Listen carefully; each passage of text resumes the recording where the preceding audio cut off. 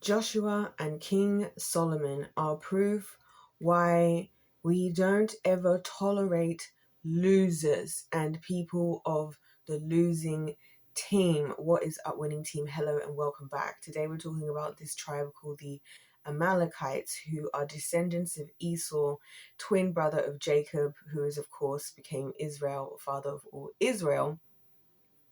And I'm showing why, when God is saying to do stuff, this whole Christian thing that we're all just like, oh, let me just do the right thing, and let me just do this, and I know God really wants me to do this, but I'd rather do that. We're going to see where this compromising thing that we do, where we compromise with the losers, we compromise with the enemy, how it backfires. Because Joshua, when they went into the, and been given the instruction. So we've been doing a whole series to get here, guys. So if you want to know what happened in Egypt and when they left Egypt and what happened up to the time of Moses, and then you're gonna have to go and check the last two videos. Excuse me. And this one, I'm going to just touch on quickly what happened with Joshua, which is just that even though God had said to Moses, listen, make sure Joshua knows we need to eradicate this whole entire clan of Amalekites from under heaven. It's very rare that God is that serious. And this is what I mean when we as humans have this tendency to be like, oh, it's not that deep. And that's because we don't see the bigger picture. And as you guys are going to see through this series, right, because we're still here, we're about to jump 400 years ahead to King Saul. We're about to get to King Saul, and we're about to see what happens with him when it comes to this group of people, because he's about to make the same mistake. Joshua took out most of them, but not all of them, right? Because God, when they were going into the promised land, was like, you take out everything and everyone. Take them out. Leave no stone unturned, because God knows better. And I'm going to show you guys what I am talking about, because it's also going to explain why I say don't tolerate having losers in your close proximity. For this reason. So we're going to take our Bibles to 1 Samuel 15 now. Okay? And it said, Samuel said to Saul, I am the one who the Lord sent to anoint you king over his people Israel. So listen now to the message from the Lord. This is what the Lord Almighty says. I will punish the Amalekites for what they did to Israel when they waylaid them as they came up from Egypt. Now go, attack the Amalekites and totally destroy all that belongs to them. Do not spare them, put them to death, men and women, children and infants, cattle and sheep, camels and donkeys. Now, before I go on to what goes next, you might say, why would God do something so extreme? I'm going to explain why. The thing about life, guys, and this is where you're going to have to learn a tough lesson, okay? Everybody is protecting themselves. This is what I realized. That's why I realized world peace is never going to happen. Everybody's protecting themselves. So it's just like how in the world, every time there's a war, once one group of people conquers another group of people, you might be excited that you conquered, but there's going to be people from who you conquered who are going to remember and who one day are going to seek vengeance, and it's going to go back and forth and back and forth and back and forth and back and forth, right? Bearing in mind, the Amalekites are the ones who started the beef, because not only did they attack God's people in the wilderness, they didn't even attack with honor. They went for all the weary. They attacked from the back. They went for the people who were tired, weary, the old people, people who are ready to give up. So they didn't even fight a fair game. They didn't even come in and do the honorable thing of at least saying, hey, we want to fight for whatever. Bring out your best, and we'll bring out our best. And this all stems back to, I believe, them having a vendetta ever since Esau, because they now probably know historically, or whether they still know, I'm pretty sure it's just the demons are continuing on, and they probably no longer necessarily know the exact story, but this hatred of God's people, because again, they lost because it was their own fault, because their own ancestor Esau, mate, bro, you are the one who sold your birthright for a plate of food. That's on you, bud. That's on you. Sorry, you lost. But it's a classic thing with losers where they don't just take the L and take accountability. They act out in rage, jealousy, anger, all sorts. So, yeah, leaving people behind, it's not an option. Because if that person finds out, if that person remembers, then you see it took 400 years. All it took is there was one straggler left, whatever stragglers were left have had all this time to procreate. You're having all these babies. And now there's enough of them to be an entire army, even though back with Joshua, they'd all been taken out mostly.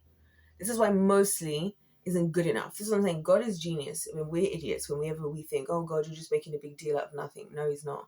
It's the same with sin. He's like, no, because once you go one step, then you're going to go further. And the devil's going to pull you further. And then he's going to pull you further. That's why sin is the way it is in the world. Because we compromised with a lot of things. And we said, oh, you know what? Maybe that was that. But it's not so bad. And then it's even worse. And then it's even worse. And then it's even worse. Like for me, that's why I look at with this whole caffeine situation, how much coffee everybody drinks.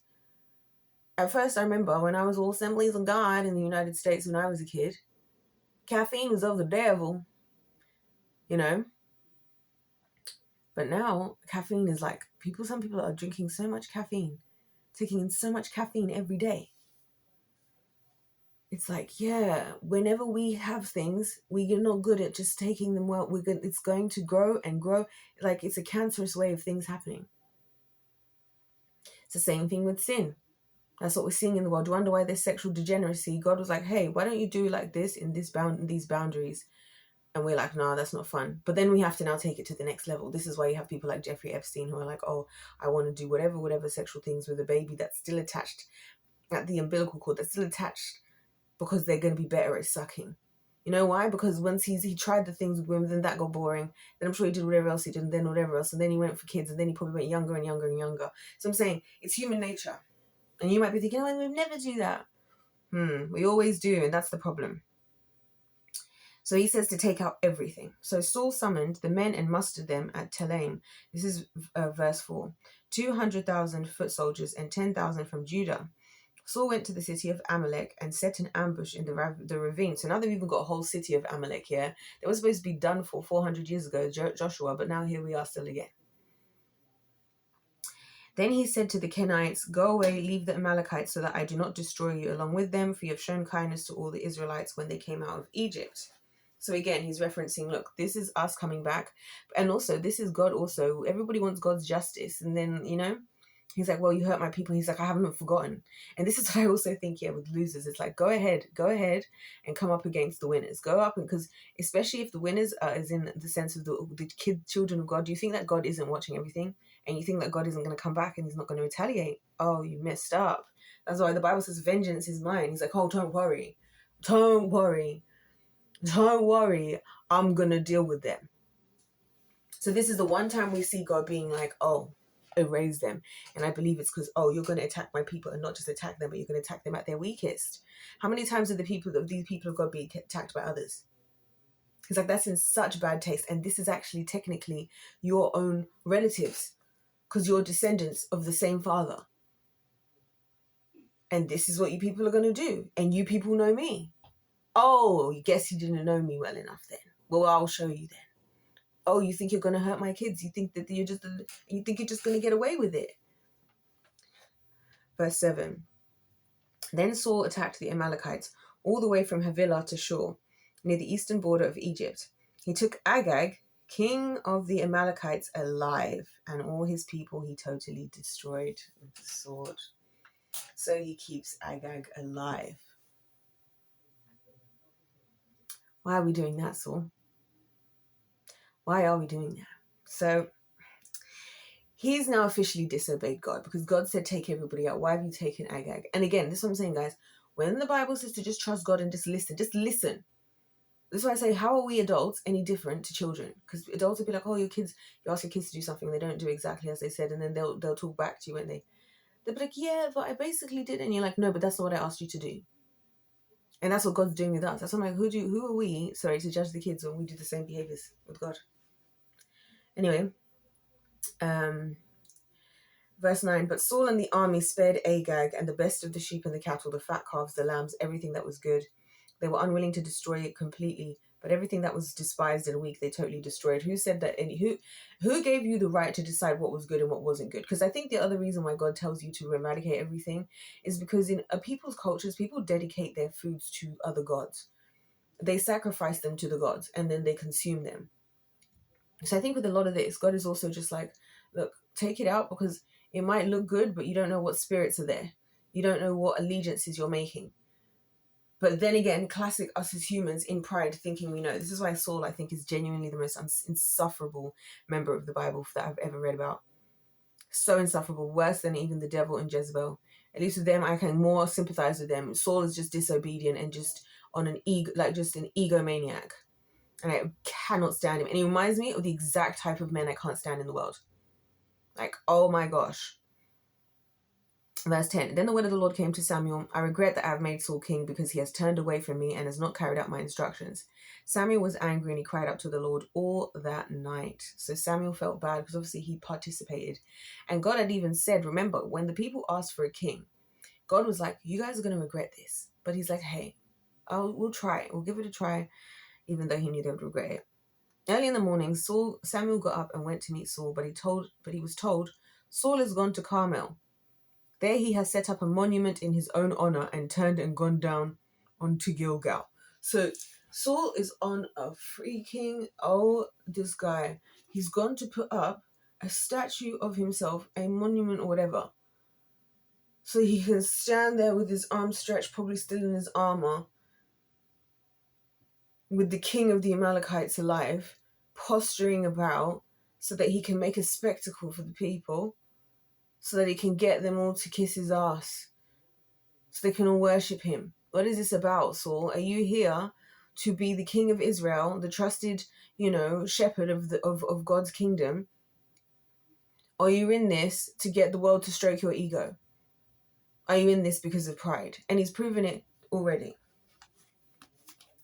So, next thing you know, so he's not even there. He's not even there to check. He's not even there to hear what God has to say. He's like, as I heard somebody else when I was looking into this, he wasn't even there to see God's response. He wasn't even there to go and check. Like a child when they actually like care about their parents and they care about making them proud. And like how they'll do something and then they might run off. They might be told to do something and then they'll go and run off and they'll be so excited to come and show you what they did. Because that's normal when you actually, care. But he didn't care. It was just like, yeah, I did what God said. I'm sure it's good enough. Anyways, guys, hi, look at me. And here is my monument. So we will remember the day that I defeated the Amalekites as I stand with the very King Agag before me. Probably, can't stand it. These are the types of guys who, oh my gosh, if I ever get an opportunity to crush their ego publicly, I will. And I do. Because it's like, we'll crush you, don't worry. We'll bring you right down off that high horse. But Samuel said, when Samuel reached him, so Samuel went there, reached Saul, Saul said, the Lord bless you. I have carried out the Lord's instructions. So bro's so far in his delusions. How do you mean carried out the instructions? You did not carry out the instructions, brother. But Samuel said, what then is this bleating of sheep in my ears? What is this lowing of cattle I hear?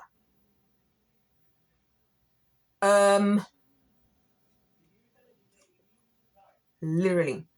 Saul answered, the soldiers brought them from the Amalekites. They spared the best of the sheep and cattle to sacrifice to the Lord your God, but we totally destroyed the rest. Like, this is exactly what we do.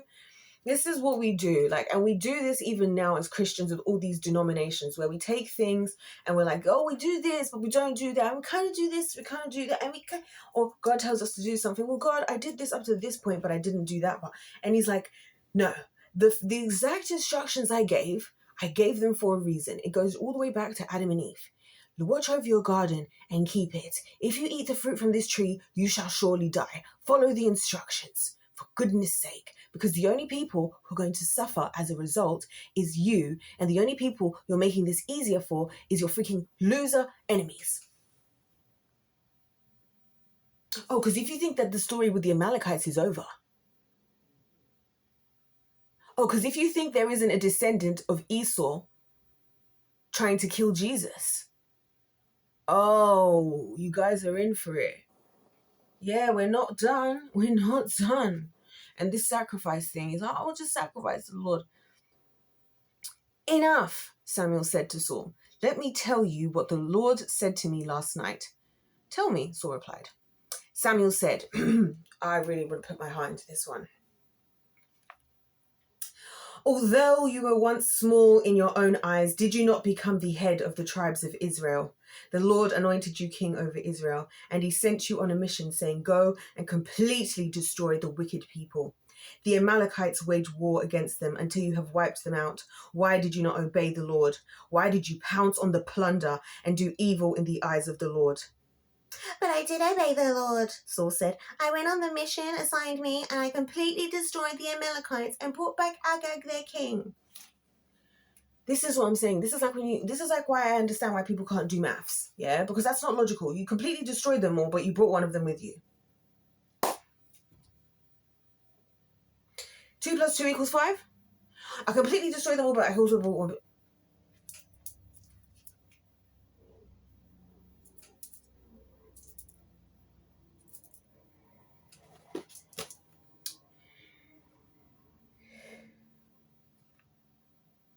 And that is how Saul sounds in my head. The soldiers took the sheep and cattle from the plunder, the best of what was devoted to God, in order to sacrifice them to the Lord your God at Gilgal. Interesting that he says the Lord your God, not the Lord our God.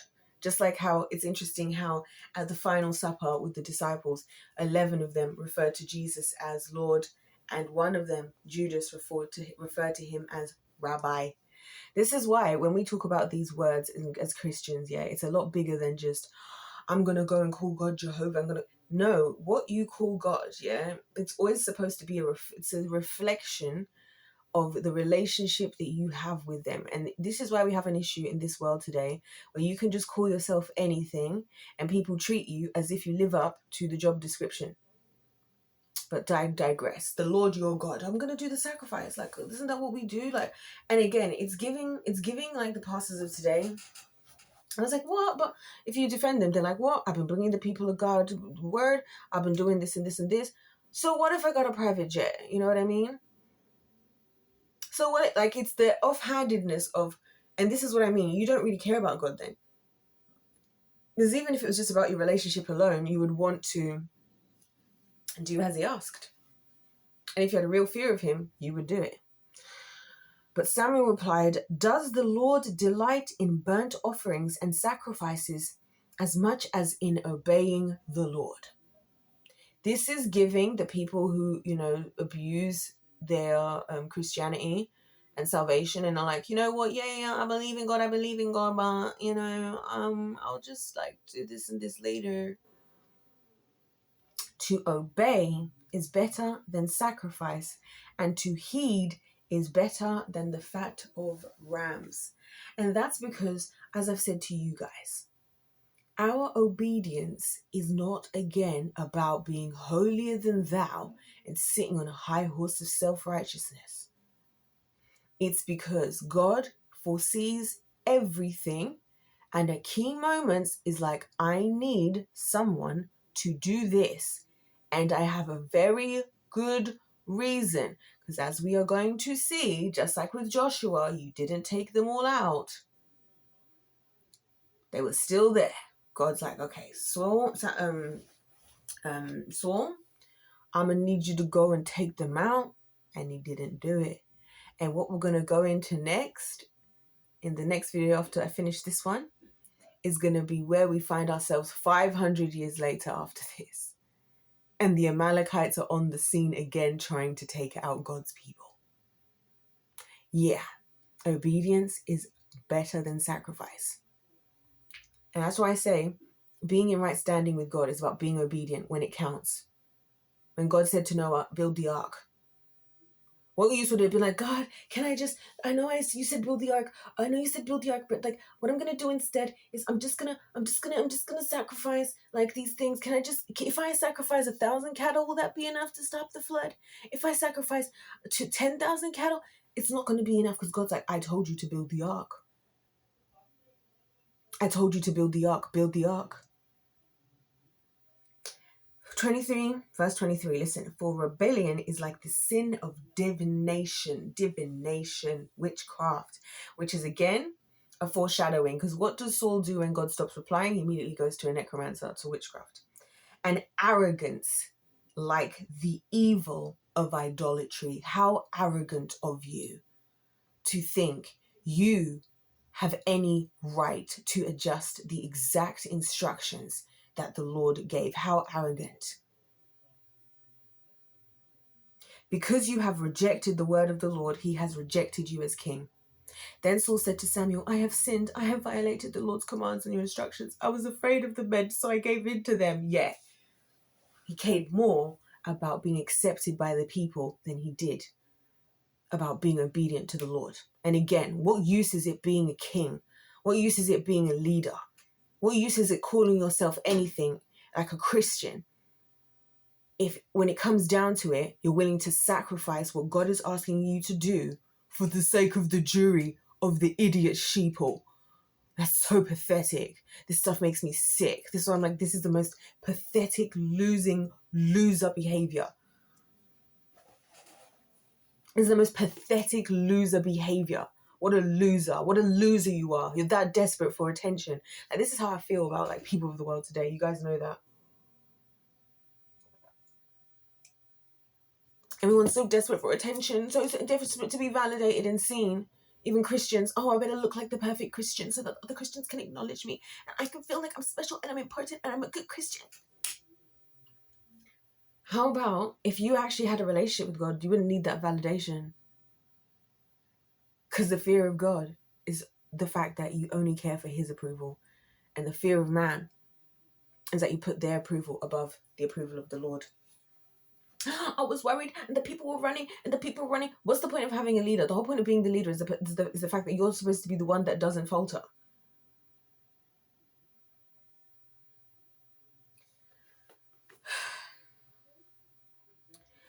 And so, now I beg you, forgive my sin and come back with me so that I may worship the Lord. You see, he just wants to get it back. Like, he's not even taking it seriously. And this is what I feel like is what happens with us all the time. When we disobey the Lord and when we go against what he's asked us to do and all these things, I feel like we don't take it seriously enough that it's bigger than just disappointing God or not doing what he wanted. It's way bigger than that. It's that he is giving us specific tasks of things he needs us to do. And when we don't do them, there are consequences that affect the entirety of the kingdom. That's how serious it is. It's not just, oh, God's a bit sad and you just made a little boo-boo. You're a king now. Yeah, you've been loving it. You were putting yourself up a freaking statue a couple minutes ago, mate. Anyway, this guy's giving me a headache. I'm going to take a break after this video. No, I'm not. Why am I? Because this guy's giving me a headache. I cannot stand Saul. He's like everything I cannot stand about us as humans. But Samuel said to him, I will not go back with you. You have rejected the word of the Lord, and the Lord has rejected you as the king over Israel. Yeah, like, no. And that's how people in the world are as well, losers as well. Like, once they back down, I did a video earlier about this situation with Marlon, perfect example. It's the first video recorded today. There's this American streamer who had these freaking roadmen try and, one of them flash a knife as if he was going to stab him, just because Marlon was minding his business in the chicken shop, literally just with his people, just streaming, not doing anything to anyone. I was like, it's giving jealousy and I explained it in detail there because Marlon is tall and, he's handsome, whatever. And I've said, I believe that the UK, they low-key, they kind of talk down on Americans because they low-key are jealous because, like I said, they use everything that they ever talk about Americans that they don't like. 5-10 years later, it's going to be here. Like, oh, Americans are all fat, all they eat is fast food, all they eat is food like this. And here now I'm seeing all the fast food chains popping up left, right, and centre, or going to the shops. We went from having American stuff just only in like the international section in a few places sometimes, and things like that you want to buy from America, like priced like 20,000 times the price on Amazon. Yeah, because I would always buy a few things, like, so I've always been aware. To now I walk into the corner shop and the first thing I see is the whole first front shelf is all American snacks. Everywhere they're selling all the American junk foods that you guys were judging them for. Like, it's giving haters, right? It's the same thing here. Like, it's giving haters. It's giving haters. And this guy, this one who was all standing there in his ski mask, holding his freaking knife, yeah, holding his freaking knife, trying to bother this guy who's literally just in the chicken shop just chilling. And he comes in, he's all like, you think, well, I don't know, yeah, he's like, you think is your name, and you're not Marlon, like, as in, like, why are you even in this interaction? Like, why are you even here? Like, why do you, how many streamers have been in London? How many times have there been streamers in London? How many Sidemen charity matches have there been? It's been going on for 7 years. And now you have this guy who arguably is probably one of the better looking and also one of the most athletically skilled of any of the Americans who've come over, and now all of a sudden you want to come and hold your knife. But then when he got caught out because he got found on social media, he was like, oh no, I'm so sorry, like, guys, I'm sorry, I was just intoxicated, like, what I did was wrong, because bro lost his job. So I'm saying, you losing energy, you lost. And now, yeah, Marlon looks even better because people are like, oh, he responded well, he didn't act out in anger, he was just minding his business. Yeah, you look even more dumb. And for what? Because they waited outside the chicken shop for like 20 minutes and whatnot. And then the guy who was the one who did this was the one who's also recording and even posted it. He was so overwhelmed with whatever enslavement of jealousy and envy, right? Just like how Saul is going to be with David, that he doesn't realize how stupid he's being and how he's writing his own future. And that's why humility is everything. Because also I have to say to Marlon, he's one of the ones who's made way more effort than others to actually, like, be aware of the culture of the country, like, when he's coming into it and stuff. Like, he made more. I've noticed that he was one of the ones who made more of an effort to actually, like, embrace different parts of, British culture and understand, like, the types of humor and stuff like that. Whereas other people just like, I just don't get British humor. And it's like, well, try. So maybe he's just benefiting off of the fruits of his labor. Like, maybe that's how the world works. Maybe that's how winning works. I don't know. What would I know? So anyway, Saul now wants to feel sorry for himself. Where was that? Go bring back the Saul who had the statue. Guys, if I can, yeah, I would love to go and see this statue.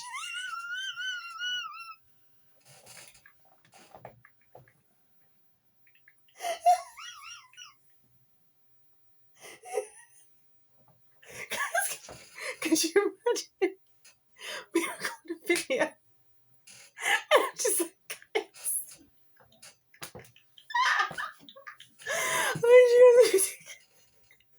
could you guys imagine how funny? It's this exact statue. I can't. Every time a song comes up, I can't, because it's just like you had one job.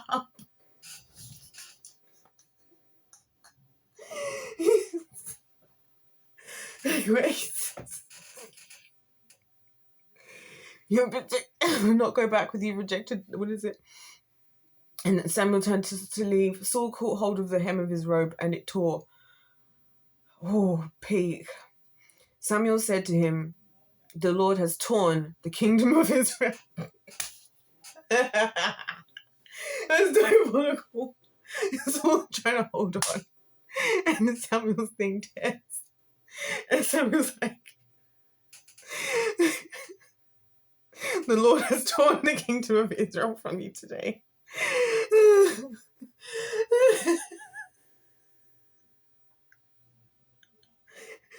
Okay.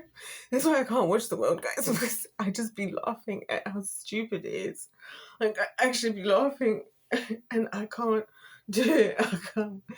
Anyway, and just giving it to one of your neighbors, to one better than you. Ooh, I love it. Crush his ego. Crush him. Oh, feels good. I love it. Because you don't have a right to have one. And having people like that around doesn't help. But that's why I say that, guys. It's not that I'm just like on this trip of like hating wherever. Like, genuinely, it's not helpful for these exact reasons. There's no point having all this pride. It's better that we crush it. And we crush it before everyone. So that people don't start believing that this is what they should be believing in. this is the people they should be following, because that's how we've ended up in the church that's like today, where you have all these leaders that people have been following. And again, I'm seeing the same dumbness from the adult population's hands stretched. I'm seeing old videotapes from when, like, these are definitely recorded on, like, videotape, right? Not like on, like, what we have today of services. Rows and rows, auditoriums filled with adults listening to these buffoons. These buffoons on stage, yeah, with their private jets and their riches and their whatever. This is why sometimes you have to make a counter spectacle. In the same way that Saul made a spectacle of himself, God also has to make counter spectacles. This is why we're going to get to the point when the women are going to be singing, and Saul killed 1,000 and David killed 10,000. Oh, you know, but that bothered him. But we're not going to get into that because that's not part of this. But yeah, so let me just get to the end of this and then we can be finished with this. Samuel said to him, the torn from you today, and is given to one of your neighbors, to one better than you. Oh, and Samuel's just digging it in. He who is the glory of Israel does not lie or change his mind, for he is not a human being that he should change his mind. Exactly. He's like, I'm not like you. I'm not like a man who should lie. Listen, I said what my instructions are and I said what I said and I'm done. And that's what I'm talking about. That's what we like, because we're going to see Saul as well go from, yeah, God, I'm sorry. So I'm going to do my own thing. God, I'm sorry. God's like, listen, I don't know who you are, but you're not looking like one of mine, because that's not what we do over here. That's not what we do. No. Saul replied, and listen, this is so telling of his character. And again, character of losers. I have sinned, but please honor me before the elders of my people, before Israel. Come back with me so I may worship the Lord your God. Honor me before the elders. I need to be seen to be okay with God, to be okay with me. It's going over his head. He's still enslaved after everything that God is saying and everything he's doing. He's still more concerned about what everybody else thinks. Still, it's like, brother, you're so deep in pride. It's something. Pride is like a thing that like blinds you to everything and creates delusion. Because like, how do you not realize you should have just shut up even here? And you even want to go a step further. You even want to go a step further and be like, oh, please at least come and say I did the right thing in front of everyone, brother. Anyway, so Samuel went back with Saul, and Saul worshipped with the Lord. Then Samuel said, bring me Agag, king of the Amalekites. This is what we're talking about. Agag came to him in chains, and he thought, surely the bitterness of death is past. But Samuel said, as your sword has made women childless, so will your mother be childless among women. This is what I'm talking about. This is why I'm like, I can't do all of this little coddling we're doing of all the freaking pastors who are predators, and the freaking coddling. Oh, we're just going to send you to prison. We're just going to do this. Castration on the wall. I honestly think, I'm like, God, castration on the wall. And again, like, you see the chains, I'm thinking, oh, that's giving what I'm thinking. Tie them up, have them on their knees, hands tied behind their backs, feet, like, ankles tied together on their knees.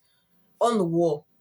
Yeah. Then I'm going to taunt them. And I'm going to preach castration, mate. Castration, public. How does it feel now? Yeah, oh, I'm so ready for that. And Samuel put Agag to death before the Lord at Gilgal. And then Samuel left for Ramah. So you see, Samuel's like, listen, I'm going to get this done. I'm going to get it done. I'm going to get it done. I'm going to have to step in now because you don't need it to be done. And I'm going to do it. And he kills Agag. But here's the thing, guys, and here's the problem.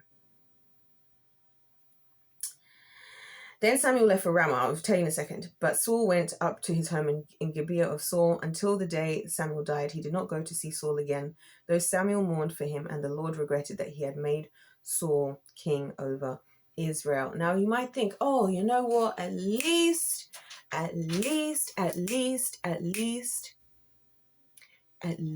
Samuel finished the job. But here's the problem. In the midst of Agag just being able to exist, well, he did the thing they love to do. And guess what? They didn't know he had already got a woman pregnanto. And we're going to face the consequences of this in 500 years. This is what I'm saying when I say obedience is so important and they're not hesitating and not all of this, because God is like, listen, you don't understand. So some woman, somehow, some way, it might even been the soul like, hey, why don't you just have one? It's your last night anyways, nothing's going to happen. I don't know. But somehow anyway, Agag might have been dead, but his seed definitely was not. And so liveth on the descendants of Esau and the Amalekites. I'll see you guys in the next part. We're jumping 500 years forward and enter in... Actually, you'll have to see our next Bible character. And a bit more historical context. Are you guys enjoying this? Can you see why I love this whole thing? Because I'm just like, this is just proving everything I've been saying. This is everything I've been saying. Everything. And when everybody's been telling me that I just need to calm down and I'm crazy, sounds like not so much. When people are like, who gives you the right to call yourself the winning team? And I'm like, well, maybe I do have one now. Because it turns out I might have figured it out. Anyways, guys, I'll see you in the next part because, yeah, we're going to see what happens. Because Agag, he might have gone out. But and this is what I'm saying again. God's always like the firstborn sons, the firstborn sons, because like we need to eliminate the bloodline. So, if life's a game was paid to win, I'll catch you in the next part where we're going to get into what happens in 500 years and enter in two of my favorite Bible characters. If life's a game was paid to win, God bless you all. God loves you. I love you. It's all linked in the description, by the way, the full playlist. Catch up if you haven't. And goodbye.